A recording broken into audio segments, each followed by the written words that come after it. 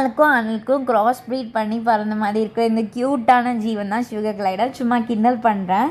இந்த sugar gliders வந்து என்ன ரெக்கை இருக்கா, இது வந்து பறக்குமான்னு கேட்டால் அது இப்போ நீங்கள் தெரிஞ்சுப்பீங்க. ஒரு 2 மரம் இருக்குது, அதுக்கு 2 மரத்துக்கும் நடுவில் 150 ஃபீட், அதாவது 45 மீட்டர்ஸ் கேப் இருந்தாலுமே இது ஒரு மரத்துலேருந்து இன்னொரு மரத்துக்கு கிளைட் பண்ண முடியும்.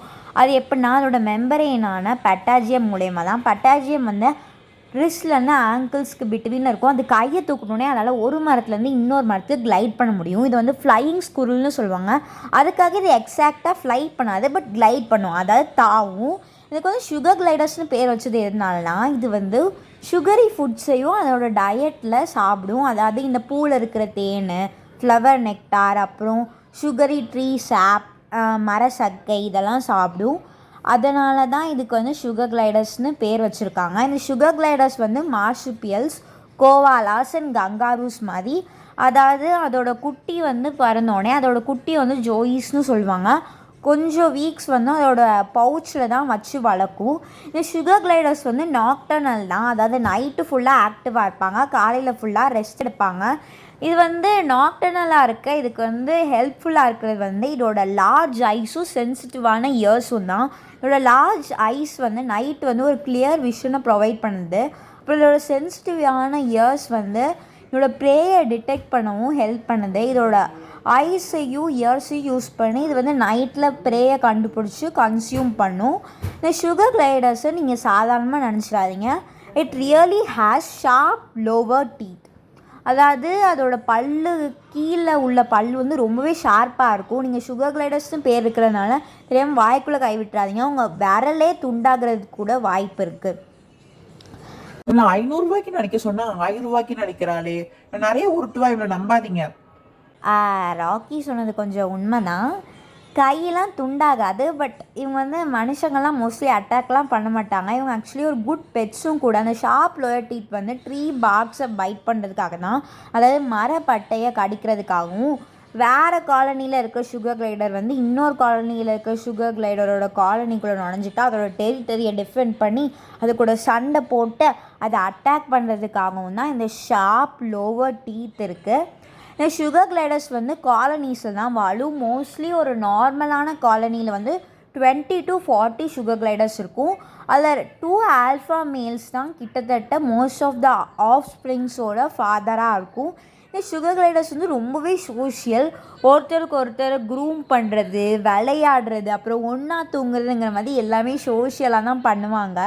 அப்புறம் இவங்களுக்கு வந்து அப்போசபிள் தம்ஸ் இருக்கும்.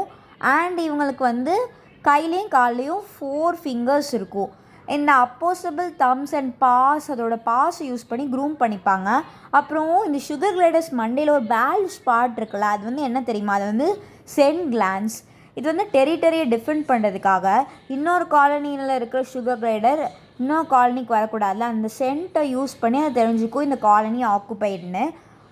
இந்த மாதிரி அது வந்து டெரிட்டரியெல்லாம் மார்க் பண்ணுறதுக்கும் நிறையவே பிஹேவியர் வச்சுருக்கு. அதாவது சம்டைம்ஸ் யூரினேட்டிங், இந்த டாக்ஸ்லாம் எப்படி அதோட டெரிட்டரியை மார்க் பண்ணுறதுக்காக ஒரு இடத்துல யூரினேட் பண்ணி வைக்குமோ, இதுவும் அந்த மாதிரி யூரினேட்லாம் பண்ணும். இந்த சுகர் கிளைடர்ஸோட டயட்டில் வந்து ஏற்கனவே இந்த ஃப்ளவர் நெக்டார் அண்ட் ட்ரீ சாப்பை பார்த்துருக்கோம். பட் இது வந்து இன்னுமே நிறையா சாப்பிடும். என்னெல்லாம்னா யூக்கலிப்டஸ் லீவ்ஸு, அதுக்கப்புறம் pollen, insects, lizards, birds and acacia ட்ரீயில் இருக்கிற அந்த சாப் அண்ட் லீவ்ஸு கூட சாப்பிடும்.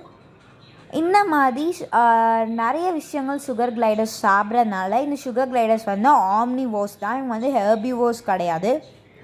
டோப், அதாவது எப்போல்லாம் ஃபுட் ஸ்கேர்ஸாக இருக்கோ இல்லைனா கோல்டு கிளைமேட்டாக இருக்கோ அப்போல்லாம் இது வந்து டாப்பர் மோடுக்கு போயிடும். அப்படின்னா அது என்ன பண்ணுன்னா அதோட ப்ரீத்திங் ரேட்டையும் குறைச்சிக்கிட்டு அதோட பாடி டெம்பரேச்சரையும் ரெடியூஸ் பண்ணிக்கும். இது மூலயமா அதால் எனர்ஜியை இந்த மாதிரி ஸ்ட்ரெஸ்ஃபுல் அண்ட் கஷ்டமான என்விரான்மெண்ட்டில் கன்சர்வ் பண்ண முடியும். இது வந்து கிட்டத்தட்ட பேட்ஸ், அதாவது வவ்வாலும் இந்த டார்பர் மூடை வந்து ஃபாலோ பண்ணும். அப்படின்னா இந்த சுகர் கிளைடர்ஸ் கிட்டத்தட்ட வவ்வால் மாதிரி இருக்கிறதுங்கிறது உண்மை தானே. இந்த சுகர் கிளைடர்ஸால் கேப்டிவிட்டியில் 12 to 15 இயர்ஸ் ப்ராப்பர் கேர் இருந்தால் வாழ முடியும். இந்த சுகர் கிளைடர்ஸ் வந்து பாப்புலர் பெட்ஸும் கூட. எங்கெல்லாம்னா இது வந்து actually native to Australia. Popular பெட்ஸாக இருக்கிறது வந்து United States, Europe and Australia அண்ட் இந்தோனேஷியாவில் கூட. இந்தியாவில் வந்து இது வந்து எக்ஸாட்டிக் பெட்ஸுக்கு கீழே வரும். நீங்கள் இந்தியாவில் கூட இதை வந்து லீகல் ப்ரொசீஜர்லாம் முடிச்சு இதை வந்து வாங்கி வளர்க்கலாம். உங்கள் வீட்டில் சுகர் கிளைடர்ஸ் இருந்தால் கமெண்ட்ஸில் சொல்லுங்கள். அப்புறம் உங்களுக்கு சுகர் கிளைடர்ஸ் வளர்க்கணுன்னு ஆசையாக இருந்தாலும் சொல்லுங்கள். மறக்காமல் என் சேனலுக்கும் சப்ஸ்கிரைப் பண்ணுங்கள். வீடியோ பிடிச்சிருந்தா லைக் பண்ணுங்கள். Bye guys.